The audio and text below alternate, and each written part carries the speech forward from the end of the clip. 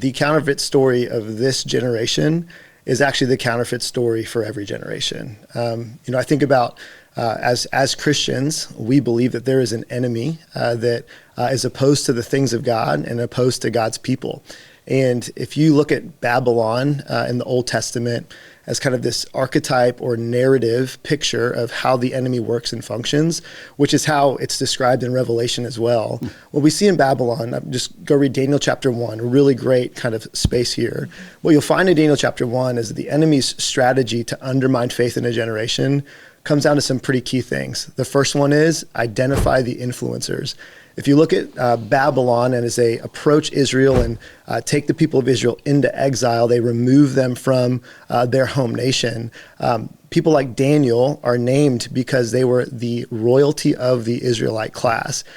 Malcolm Gladwell talks about this in The Tipping Point. You don't need everybody to buy into a narrative. Absolutely. You just need a few influential people to do that. And I think that that's the enemy's plan. If he can get influential people in any generation to believe the lie about who they are, that has a downward impact on the generation as a whole.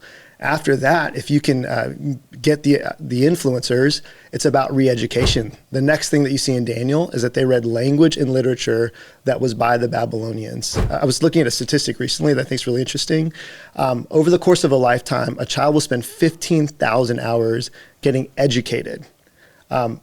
If we take people at our church that maybe come 40 times a year, which is like a good number, right? If we take people at our church that are coming 40 times a year and they check their kids into, compelling kids environments, that's going to be 520 hours before they graduate.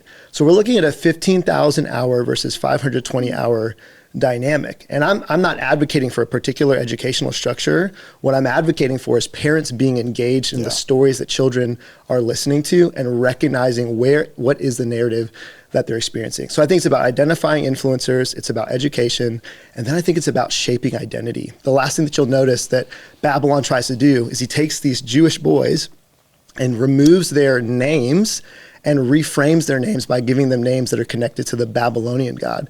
The original names of those young men were connected to Yahweh, the Hebrew God, and they changed the names. And I think that we see that in every single culture. So I think generationally, the real question is, what is the name that culture is trying to place on a generation, and how do we point them to the greater name that has called them into a relationship with him?